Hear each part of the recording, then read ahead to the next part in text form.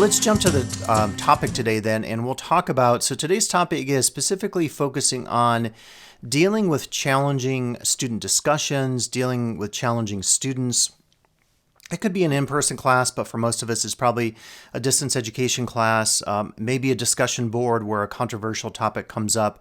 I can imagine now with the war in Ukraine that there could be conflicts in a class if some people had different opinions on. I mean, it seems very one-sided. It seems like most people in the world and religious, political organizations are all, condemning Putin and what Russia is doing. And I even shouldn't probably say Russia because I know there's a lot of great Russian people and they are subject to a really horrible dictator in my political opinion. But I can imagine a topic like that comes up in a class and, you just like, how can we manage that kind of conversation? Or something about gay marriage or something about abortion or religious topics. Whenever I teach, probably like Justin, a class that deals with religious topics, I add as much extra stuff, padding, if you will, to make sure that when we talk about a particular topic that we're not going to get in, a big argument. I want students to disagree, but obviously I don't want an argument. So, Solange, I think, here, I'll go ahead and mute you. There you go. Okay, got it. But, a controversial topic could definitely cause a situation in one of your classes, as could, of course, just communication with students. If students are upset about a grade, we've talked about this before, how do you deal with maybe diffusing that emotionally if someone's really upset about the grade and they don't buy your explanation of the grade and they get really upset? So all of these, I think, are great topics for us to consider. We'll start by just saying, and then we'll get a little more collaborative here, that there are, of course, as you know, a lot of resources. I put these in the chat. So one of the first ones you can look at is the syllabus resource. There's a video that goes along with this, but I recommend if you're looking for student behavior to click on or do a search there, and the keyword of behavior will come up, of course, and then you can discover the section that has this. So this also ties in with plagiarism. But if you want to set your own policies, this is a great way to just use some of these resources and define things.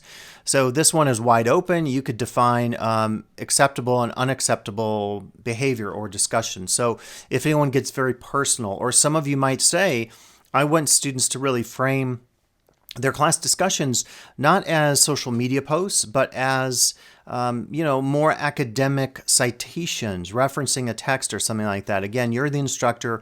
Make a decision about how you want to do that.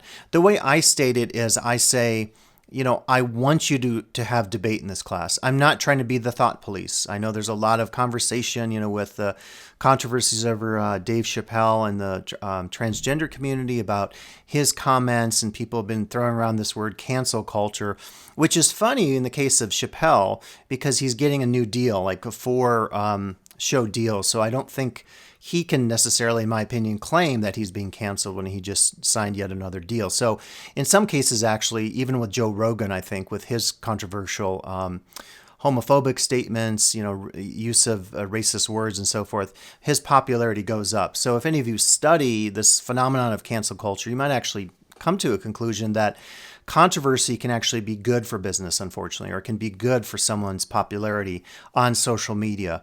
It maybe explains Trump. It maybe explains Putin a little bit, because Putin certainly has been one to, really enjoy the limelight and to focus on sort of his persona and his masculinity and doing judo and riding horses, bare chested or whatever he does. I don't quite understand the guy, but the point I'm trying to make here is, what I'm saying in my class is I am not trying to cancel discussion or to have students not talk about issues critically, but there are certain rules. So you can't bully someone. You can't, just because you disagree with someone, yell at them or call them a name. So you can decide on that. And by the way, some of the instructors, like in the case of the art labs, they really focus on drug-free classroom. It's never something I've had to do in a class.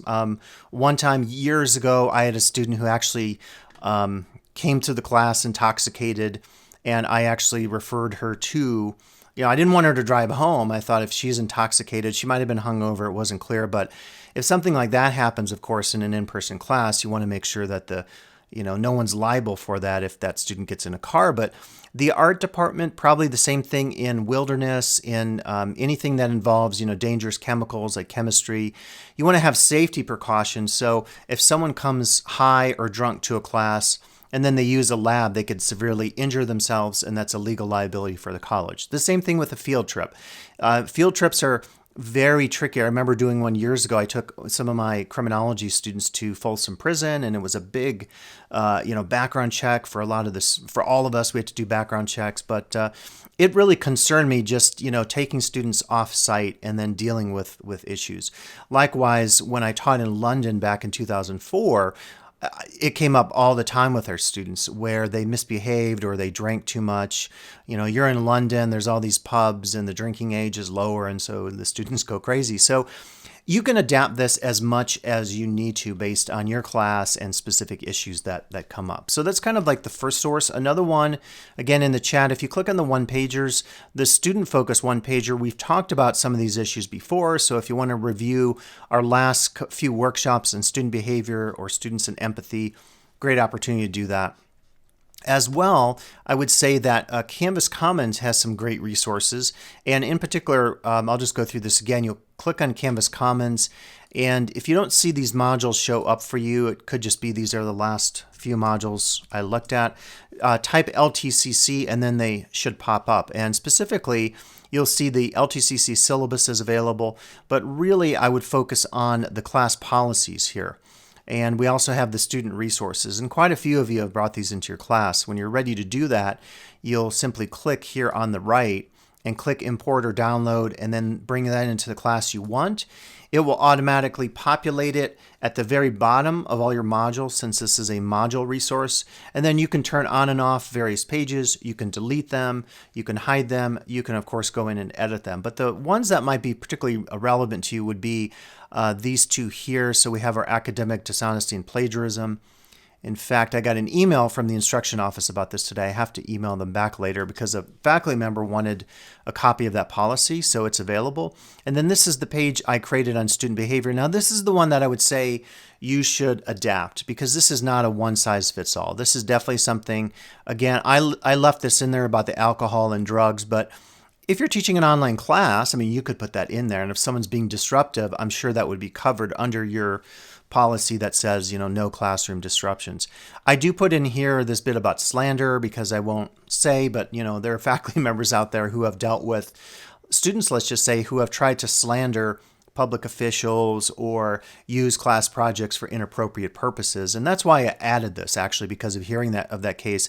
And I defined slander here, not to get into the legalese, but, if someone starts saying something very negative about a local official or something like that, then I think that's problematic. If it's talking about a politician or something, you could use your own judgment. Again, I think if people are sharing opinions about this invasion of the Ukraine by Putin and some of the Russian commanders, that could be a good conversation. Could also be one that could have some challenges depending on where students are coming from it emotionally.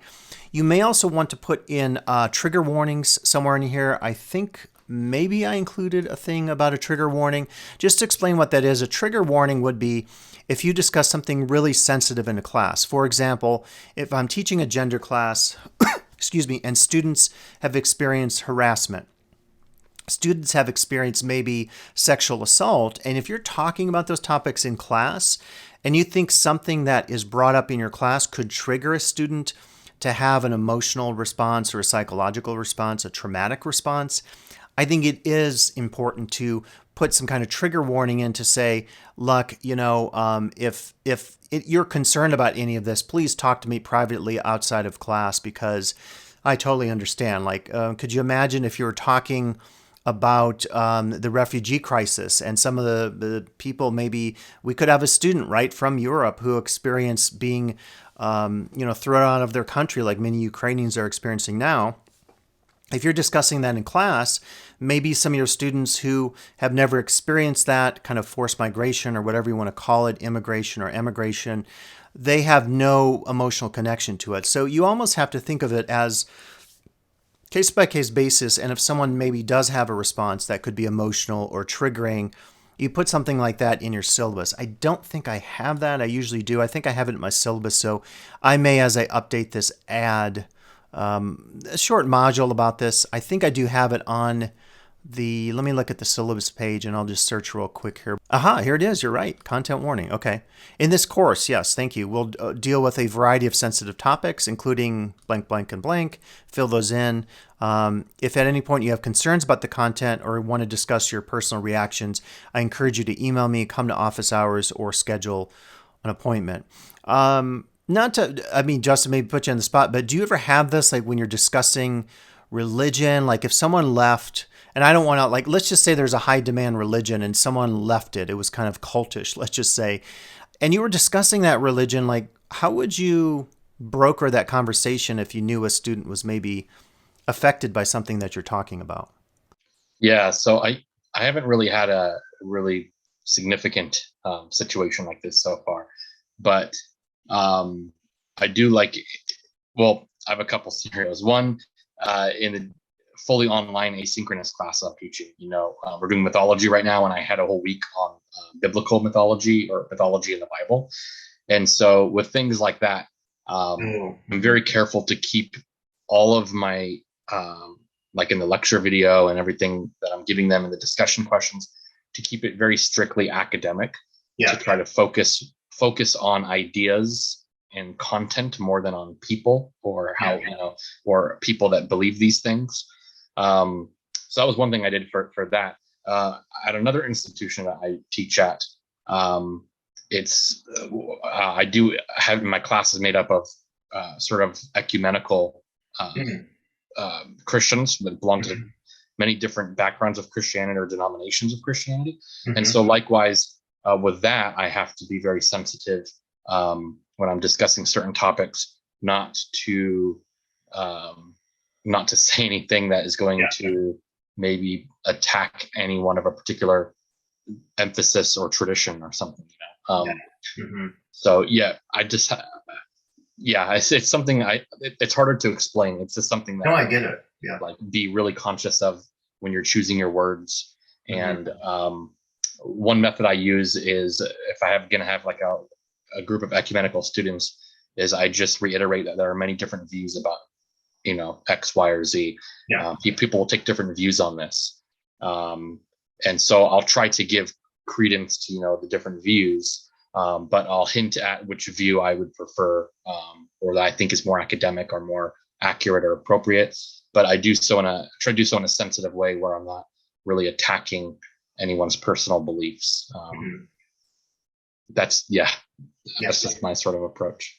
I think that's great. And I think, we should all be conscious of that. Because the other thing, too, is, you want debate, but then you don't necessarily want, I would say this is a fine line. I was going to say, the statement I was going to make is, you don't want students being upset leaving one of your classes. But the truth is, like, I've shown films, about environmentalism, or I've shown films about warfare and violence. I've taught courses on the subject of violence, on September 11th, on the war in Iraq. And those are all hard topics. And I always think in the back of my mind that students will maybe self-select. And when I taught the 9/11 class, it was very fresh. It was right after 9/11. And it was like really incredible. And the students were great. But I think there was some self-selection because no one came in sort of like unwilling to debate or discuss things. And 9/11 was a time where, there was outrage over the terrorist attack, but then there was also outrage over our going to war shortly after that. And, the war in Iraq and invading Iraq. And so I think it's one of those things that, you don't want students to be upset, but then you also want them to engage with the material. So as much framing as we can do, if one of these topics is coming up or if the entirety of the class is talking about this, it's important to do that. What Justin is saying, I think having academic foundations and saying we're talking about this in academic ways, I think is a great strategy, hopefully, to reduce some of that potential for, I don't want to say hostility, but anger or disagreement, although we should have disagreement. So again, I think it's a very fine line, instructor by instructor, class by class, subject by subject, discipline by discipline, because clearly in some cases we want students to debate, but we want them to debate in a productive way. So hopefully that makes sense, at least very generally, and then we can have further conversations just about how to make that happen in your own class. So again, I really recommend Canvas Commons, and thank you, Justin, for reminding me on the syllabus page. It's under content warning, not trigger warning. We sometimes call it trigger warning as well. So yeah, if you want, you can take any of these. And again, relevant to our workshop today, I think, is student behavior and probably the plagiarism topic. So for the rest of this, and then just also offline, because I did send out this link today if people want to participate in the Jamboard. I've done 2 of these now in an ISP conversation and also in our technology conversation. And I just think it's a nice way to kind of frame thoughts and ideas. So I think as an example here, we could I'll just put in a policy or a header here for policy, or specifically student policies. And the idea here is to provide students with all class policies at the beginning of your class, so forth. Kind of makes sense there. And so to do that, again, you'd have it on your syllabus. You would have, the Canvas Commons pages if you want to use those. And I could just give an example from this, students arguing about, I'll just say about religion. And I have had students in the past, like if I had a very, let's say, I don't know if the word fundamentalist, I've heard different opinions on using the word fundamentalism. I actually wrote an article I shared with Justin about the Ark Encounter, and I used the word fundamentalism, and some people liked it and said they appreciate that because, yeah, they are focusing on the fundamentals of their viewpoints of Christianity. Other people thought it was pejorative. So it gets tricky, but I had, let's just say, kind of fundamentalist leaning Christians in a class, and then I had pagans in a class. And sometimes those, conversations could get challenging. So over the years of having those kinds of conversations in my magic, witchcraft, and religion class, I decided to put more at the beginning, whether it's a video or it's a syllabus policy that I am putting, on the syllabus, clearly stating what the policy is, and then hoping that that does enough to make sure that students will at least try to respect one another. So that is potentially, an idea. Justin, can I put in I just like your idea, sort of like your lectures focus on academic viewpoints. Is that one way of saying it? Yeah, if I can, I'll try to kind of reiterate it maybe to help explain it. As I thought more about this while I was on mute. So essentially what I do is I remind my students that we're looking at something from an academic viewpoint, right, in which we establish the sort of the problem or the question. We look at the evidence for it. And then what I normally do is I offer different scholarly views on it. And intentionally, I offer opposing scholarly views on that issue. And then I encourage the students to think critically for themselves to decide which argument makes the most sense of the evidence to answer that sort of question or understand that problem. So I intentionally try to offer the opposing viewpoints without, completely demolishing one or the other. But I usually sort of hint at what the way that I lean. So I don't leave them completely without any guidance on what is sort of the answer. Right. Some students are more hesitant to decide for themselves. And so I kind of hint at what I think is, and I tell them explicitly, this is what I think. You don't have to agree. Not every scholar is going to agree with me, but this is what I think the best route is on this issue.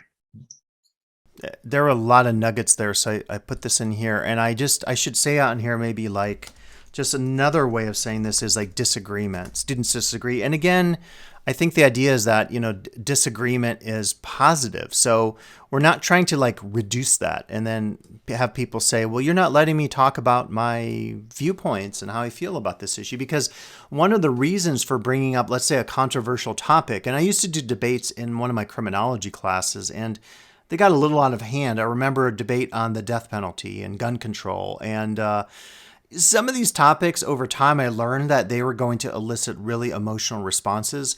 Years ago, I taught a course called Drugs in Society. I was kind of experimenting, how many students would I get? And I kid you not, it had over 30 students. And the joke there is it's a popular topic in Lake Tahoe, even before cannabis legalization here or throughout the state and in Nevada and so forth. People were always interested. There's kind of a reputation of this area having kind of a drug culture and alcohol culture. And it certainly was a challenge for me in that class because I had quite a few, and I'm not saying it was necessarily kind of distinguished by age, but I had a lot of younger males that were very pro cannabis. And then I had some older females in the class who were drug and alcohol counselors or therapists. And that was really hard for me to manage because those are very opposing sides. And so that's an example of probably using Justin's advice. I could go back in time and say, bring in more scholarly opinions, and then maybe have, like in the old days, they had these opposing viewpoints series. They were really popular in the late 90s, early 2000s. They've kind of dwindled since, but it would be hot topics like gun control or drug legalization, and they would have a series of authors write pro and con opinions, and the idea was you would assign these books in a class to get debates going. I didn't find them that useful, but I thought it was an interesting idea that Justin reminds me of here, where if you offer opposing viewpoints, then there's at least more opportunity for leeway for students to experience if it's a very cut and dry issue, black and white, like if it's legalization or not, because I typically with drug legalization in a class discussion didn't find a lot of people in the middle. It was very extreme, against or for kind of thing. So I think it is important, and as to have like different viewpoints. And Justin said in the chat here, it's also important to model appropriate academic ways to disagree for the students. I think I'm going to, let me cut and paste that because I love that. Do you want to explain, Justin? Because that's a really good Yeah. So as part of this process, the reason why I do this as well is so I can model for them appropriate ways to disagree.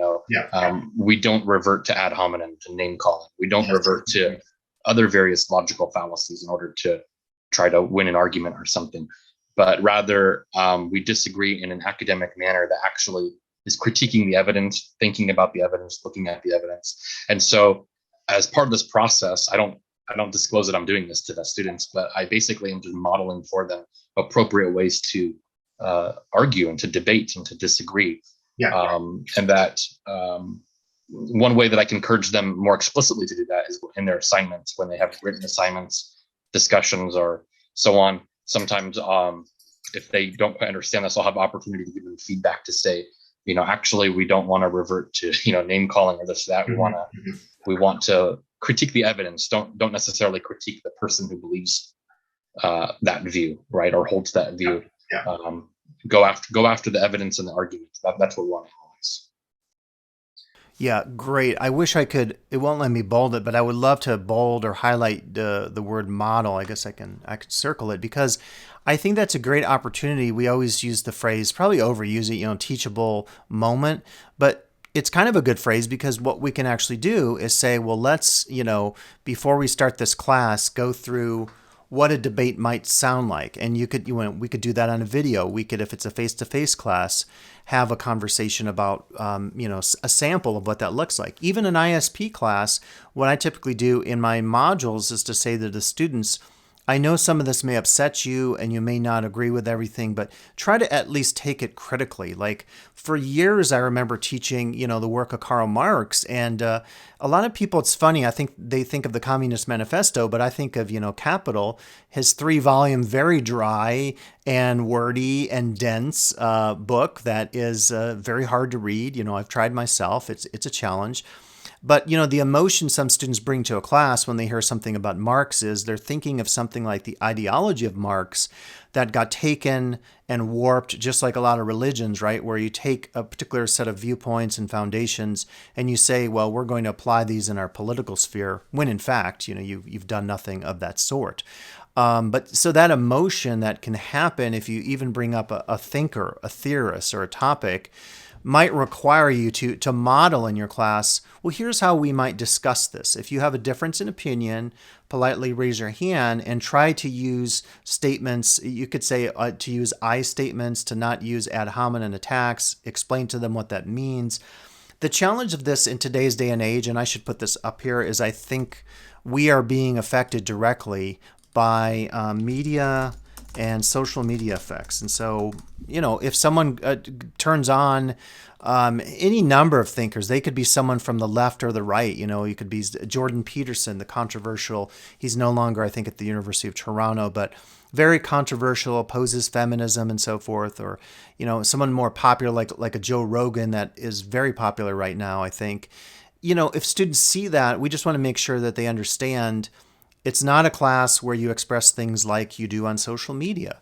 So go through and give clear guidelines and, as Justin said, modeling about how to approach debate or differences in opinion.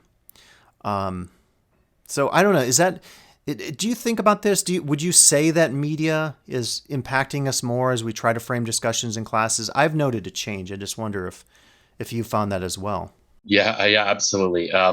So this is precisely what I try to combat, especially for not this is not so much a problem I've seen for in person discussions and class settings or seminars, but definitely for virtual based classes, especially these asynchronous classes where we have discussion boards or threads. So I'm precisely trying to combat this issue of media and social media, because a lot of students don't have any other experience in having a discussion, a debate, or so on, or disagreement over a virtual platform other than through social media, right? Yeah. A lot of these students coming into college, community college, or coming right out of high school, and if they were in class and they were in person in class for all their classes, so if they did have some type of discussion or disagreement, it wasn't really virtual, with the exception maybe of during COVID, if we have students that were experienced that. But other than that, this is their sort of their only other go-to for knowing how to have a debate or a disagreement on a virtual platform is going to be for them social media. So we need to try to combat that. Remind them that this is virtual, or this is essentially a virtual learning environment. That replaces us being in person together in the class. So we still have to treat it as if we're together in person in class, and we want to write our posts in the same manner that you would be raising your hand and speaking out loud in front of the class, right? So that's easier said than done. Yeah.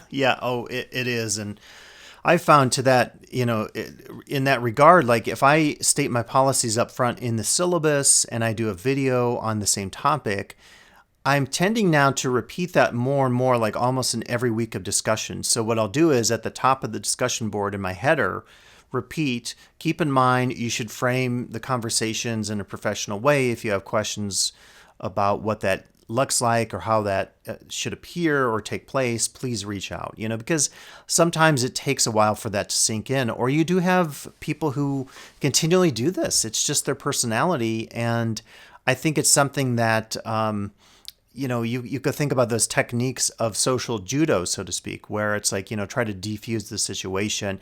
And if they become really upset and almost belligerent, as maybe some of you have dealt with, unfortunately, that's where we go to our student behavior policy. And this is why I always have this linked in my class. It's very extensive, and it's probably, let's see here. Going to load up. Yeah, it's very extensive. So, most students aren't going to read this, but it covers everything, sexual harassment, discriminatory behavior, intimidating conduct or bullying against other students through words or actions. I mean, this one right here, including cyberbullying, that should probably be pretty prominent in our classes to say, like, you can't do this. You can't tease someone. If it's a little joke or something like that, that's perfectly fine. But if that becomes an issue, think about that. This other one here, vulgarity or profanity. Again, not that we have to be the thought police, but if someone is being inappropriate and just being aggressive and potentially bullying, if you think it's possibly a bad learning environment, it probably is, right? If you have that sense, that little voice telling you, this doesn't seem right, and this person is being aggressive. Now, I will say sometimes students improve. I had a guy years ago, and I think this was a generational one. It was an older male and some younger women, maybe 20 years age difference. And he I don't know if he had a chip on his shoulder about being in a class with younger people, but he continually would comment on their age and experience. And one night, it was late at night. I could tell because the next morning I logged on. He really did what we in the old days would call, flaming, where you were attacking someone, saying something in all caps. And I told him to apologize. He did, and he stopped. And so it was kind of a teachable moment. It was uncomfortable, but I intervened and I told him, like, you get one more chance, and then I'm going to go through the college procedures. I think for 99% of the students, that will be enough. You have your policies, you model appropriate behavior, as Justin was getting at there with his examples. And then if the behavior happens again, do the intervention. And then, if the third step is, get the college involved, so be it. And we all have different approaches there, but you definitely also have to be engaged with your class. And I would put that as something here, because, and let me write it first. Like in terms of discussions, the example would be if someone does something like that student attacking others, then if you're not present in your class, you don't even know it's happening. So let's say a week goes by and you haven't checked in your discussions, and all of a sudden 2 students are very upset. They file a complaint with the instruction office and the dean. The dean comes back to you and says, hey, I was just told about this offensive behavior. You might be a little embarrassed if you have to say, oh, well, I'm sorry, I didn't check in for the last week with my class, unless you had a legitimate substitute or you had to take a medical leave or something. But I really feel like engaging constantly with your discussions and your students is important, because if something does happen, you can't intervene unless you see it happen. And I think typically you have to intervene quickly if it's one of these situations where someone's attacking one or more students in the class. Any differences on that opinion, or does that kind of jive with what you would do or consider? Yeah, I mean, I haven't had any problems so far, fortunately, with any inappropriate behavior on the discussion boards. But if I can use a similar example of something I have had issues where it was clear that students in their discussion posts were exhibiting some academic dishonesty or plagiarism. Yeah. This was last term. I've had a really good luck so far this term without having that. But what I would do is I would reply to the student's post, and first thing I would do is point out all the great things about their post, and it's really great you touched on this and that, and kind of just like I would reply to any post, kind of asking questions to create a discussion and so on. But then I would kind of space down and have a space break, and then have a little comment that says something like, this following comment is for the whole class. So that way I'm also not directly attacking the student, but it's more public for the class. And I would say, this is just a reminder that we need to always cite our sources, whatever, so on. And I would provide a link to, academic dishonesty and plagiarism, or say this was an issue with behavior. You would provide a link to, a reminder about student behavior. And then also I would maybe send an announcement and within the next day or so to kind of reminding the whole class in case if they didn't happen to see that reply that I have publicly to the student. But I do it in such a way that I'm not directly attacking the student, but it's a reply to it was a reply to their post, to just show students that that I am aware and watching, and they need to follow the guidelines. So that's one method. Another thing I was going to mention, one way that I think I've successfully kind of avoided some of these issues of students really writing in a way that sounds like they're on social media, is I have a grading rubric for their written assignments, including discussion posts, and I ensure that there are some academic contours there. So, for example, one required aspect of literally every discussion post and their written assignments later, like their essay, is they have to include for the discussions at least one direct quotation from the assigned materials. So that would be either an ancient primary source and or one of the secondary source readings. It could even be their textbook as well. That's fine. But I want them to include at least one direct quotation and tie it into their discussion as detailed supporting evidence. But I think that helps to remind them that this is not a social media post. You actually have to quote something, you have to cite it academically, and so on. And so I think this is sort of an indirect reminder that this is not social media. This has to be written in a way that's kind of like a miniature I don't know, not really essay, but like a miniature sort of Yeah. written. So I think I've avoided some of these issues maybe because of that. Yeah. Yeah.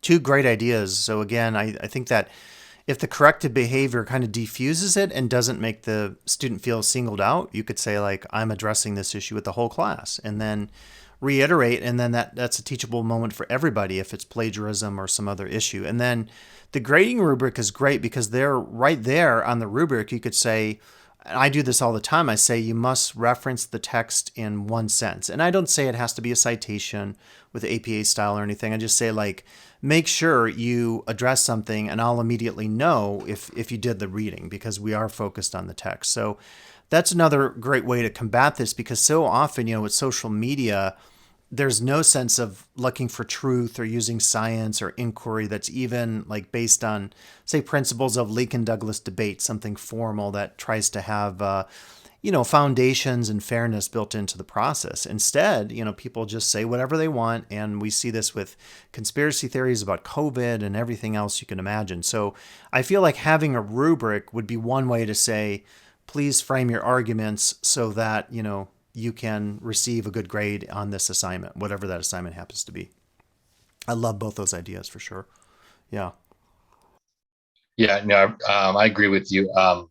Even if it's not a direct quotation, as long as like the way you worded it is helpful too. I could do that alternatively. You said you have to make comment with reference to the assigned reading or text. Mm-hmm. Yeah, same thing. I think that's great.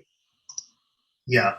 And even another thing that I thought could come up, and I'll just put it here. I don't know where I would be as far as where this connects, but I'm thinking of students who go off topic, or you get into kind of rabbit holes where it's not bad per se. It's not really an issue of student behavior. It's more like maybe this thing where you want them to focus on the topic at hand if you're doing a scholarly discussion of some ancient text.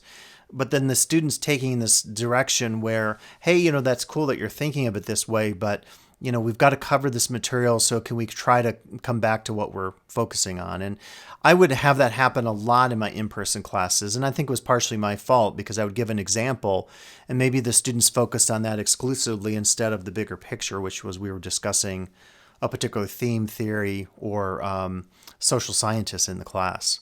So again, it's very gray. It's very subjective. There isn't like an one size fits all policy approach that we can take to this, because all of our classes are different. And even classes that don't have political or controversial content, social science or humanities or religious studies or English, it could be a technology-based class. And again, a student might say, well, I want to do my project on something.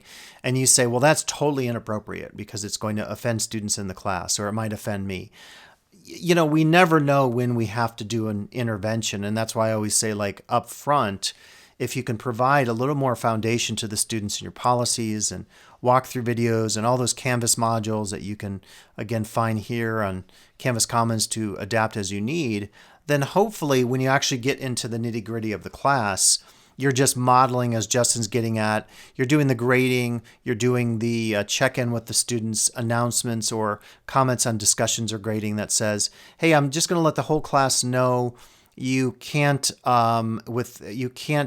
copy someone else's words without putting in quotes. Or in my class, I say, you can't even do that. You have to paraphrase. I don't want you throwing in a bunch of block quotes and using that for your discussions. I want you to synthesize and reinterpret information from my class. So we all have different ways of doing this. And the key is, I think, to be proactive. And then if a situation develops, do that intervention as necessary and say, hey, you really, I thought, were kind of offensive. Could you please apologize to your class? And then make sure going forward, you don't attack people in a personal way. And as I said, in that one case that was very vivid to me, one of my first online classes, the guy was really good about it. He apologized and admitted he fired off a message too late at night when he was tired or whatever. So he learned from the lesson, and that's fine. I didn't hold it against him. I think the two students were fine with how he apologized. So, there's a possibility there for students to kind of work out their differences as well through your helpful intervention as an instructor. So, Any other things we're leaving out here, like examples or context or things we should put on here, or solutions, things you recommend doing? Are those, do your walkthrough videos help, like prevent some of this, or do you not focus on this when you do a walkthrough video? I don't know. No, I actually focus on looking at my walkthrough video for the beginning of the course.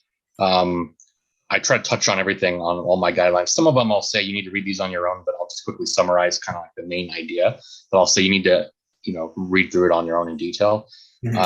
Unfortunately, we have access to statistics of students looking at watching videos. And unfortunately, not a whole lot of students actually even watch the introductory video. So that's kind of an issue, is just getting students It is. watch that very first welcome to the class video in and of itself. So I guess that's kind of a problem. I think a lot of students just don't even, and you can see that a lot of them don't even click on those pages or read it at all. But like I said, I've been fortunate enough not to have a serious issue, where I needed to like redirect their attention anyway to those guidelines. But I feel like I'm overdue. I feel like it's going to happen at some point. So I think in that case, it's even more important than, if you're making sort of a public reply, but you direct it to the whole class rather than to that one student, is you say, hey, class, just a reminder, or send out an announcement, even a reminder to make sure that you have watched the introductory video, or watch it again, and make sure that you've reviewed all the guidelines, and kind of include links right there to the behavior guidelines and the different guidelines and so on. I think that's the best that we could really do. Yeah, no, I mean, we always face this challenge. You put the policies in the syllabus, you do the walkthrough videos, and then you look at analytics, and 2 students have, read the information. It's kind of like with, I'm trying to remember, like different things you apply for. Like I did some work for my parents for the VA, the Veterans Administration, or certain things with medical or insurance things. Sometimes people don't read all the fine print, or even a simple email. You send someone an email and it's clear they haven't fully read your email. So the challenge, I think, is we live in a society, partially due to these media and social effects of them, where we, basically have people not fully grasping the information, and then they respond before they grasp the information or understand what is being said or discussed. So maybe to check in with people, you could do a syllabus quiz. You could do something where they earn some points for watching your video. You can, again, use Canvas Studio to create a video quiz. You could use YouTube and say, there's an example I used to discuss student behavior. What was that example? And it's a multiple choice question. And that's at least maybe giving some of the students who've watched the video some credit for the fact that they did what they were supposed to do.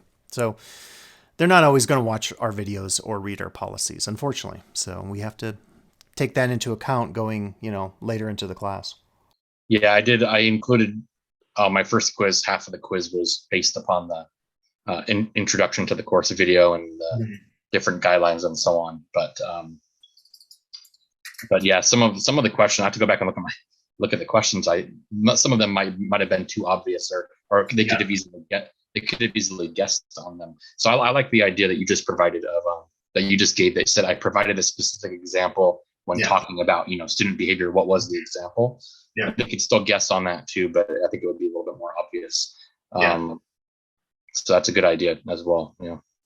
Yeah, when I did it last quarter for the Culture Anthro class, every one of those that focused on them watching a video, like 80% of the class missed those. I'd have 1 or 2 questions, and it was super easy, and they always picked the wrong answer. So I thought, okay, they're probably, when they're answering a book-related chapter question, maybe they're going in and searching the PDF for some keywords, and they find it, because the scores were relatively high on the text questions, but on the video questions that required watching through a video, a 10-minute video maybe, those tended to be really, most people got those questions wrong. So yeah. Anyway, not that always happens, but in my experience, at least in one class, it happened last quarter. So, what are any other like themes or examples or we have a lot of solutions here, which is good, the orange cards, but things that are not addressed here. And I do want to share this after our workshop today with faculty, just to see if others may have different concerns? Um, I think it's important to going back to this grading rubric thing. So the first term that that I had, I didn't really have like a set grading route. I kind of set some expectations out in the syllabus of what I was looking for, and on the discussion guidelines, I kind of had like some guidelines there, and then I was grading based upon that. And no issues. Students, even gave positive feedback that feedback was great, the grading was fair, and all that.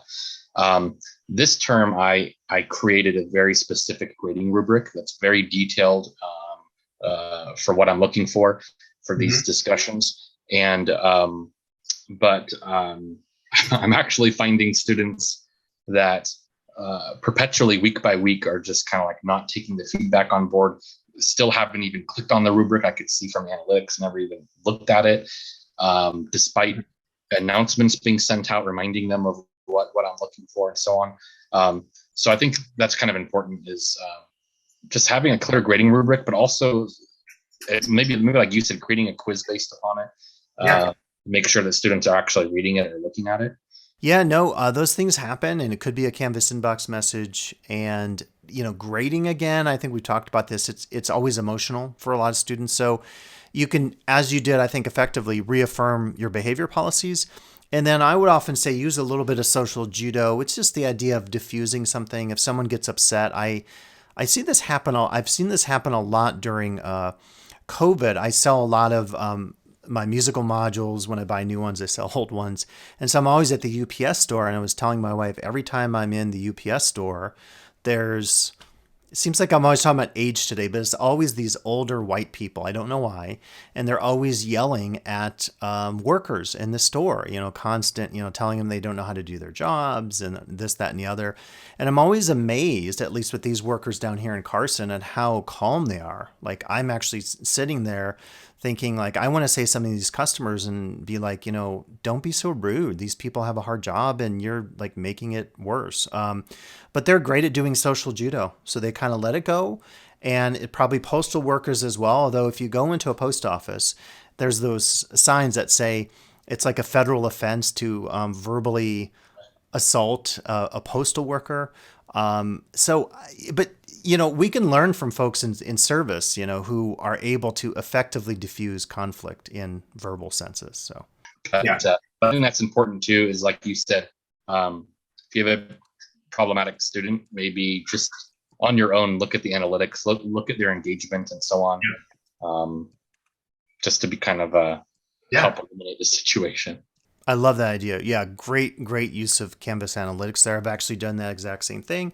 And then, we should put up here as a topic, if a student does complain, like every student, if you look at our policies, class policies, college policies, they have the right to do that. I've actually told students in the past who are upset about a grade, I said, look, I've explained this to you, but I will not be offended if you choose to go file a complaint. And some students have. Oh, thanks, Solange. No problem. Yeah, I just saw we're going to end here in a second. So we'll see you next time, Solange. I'll announce our next topics coming up. But just want to, I would just say to the student, I just want to tell you this because I'm not going to be offended. Now, 9 out of 10 students will not go to the dean and file a grade complaint, but I've been on a few grade complaint panels, and every single time it's, did the instructor have backup materials? Did they have policies in the syllabus that corroborate? It's almost like a legal thing, right? Provide evidence of what is the student is claiming, that they turned in something late, but the instructor didn't have a policy. Well, if you had a policy that said no lates accepted, a grade dispute panel will never overturn you. If there's doubt, if there's nothing in your syllabus or your class policies that state that, there's a very high likelihood that they would do a grade overturn. So keep all your records of your policies if there is a situation where you have to talk to the dean or anyone else at the college, and keep copies of your communication. The nice thing about Canvas Inbox is, unless you go on and delete those stay kind of forever. I think forever. Mine haven't gone away. So, whereas with emails can get deleted or purged and so forth. So it's a good reminder just to keep backup information anytime you have one of these disputes. But I think you handled it well. I think you're objective. And again, you weren't emotional. You tried to be objective about it. And if it improves the behavior, we can, suck it up and say, okay, fine, I'm a little offended by how the student treated me, but they learned, so it was a quote teachable moment. So great opportunities there. Yeah. And then the last thing I'll just mention, then we'll close today because it is one. Just let's keep in mind as we go forward, just this issue of empathy with all the stuff we've talked about. Obviously, if a student has a behavioral issue, if they have a drug or alcohol issue, a psychological issue, anything of that nature, I've actually referred students directly. I've tried to intervene with counseling because I knew in a couple cases that I had students who were under the effect of a controlled substance, and that stuff rises to a totally different level. You really shouldn't be dealing with it other than getting a referral and getting some action going in terms of making sure that student gets help. So empathy, I think, is always something we do in our classes that really is in some ways separate from some of this, because if a student, is struggling, if they had a death in the family, if they've had some traumatic issues, I think most of us are always willing to work with those students and to be empathetic and helpful as much as we can. So that's kind of the end note for this conversation. But we'll call it quits there today. And again, I will leave this Jamboard open. Hopefully some of you are watching the video now. Maybe after you watch this video, jump on and share your ideas or examples. And the only thing I would say is don't use any student names, of course, that is very specific, or any details specific to student identity. We want to just use very generic examples as we go forward here with the Jamboard. So yeah, cool. So I think that is going to be it, Justin.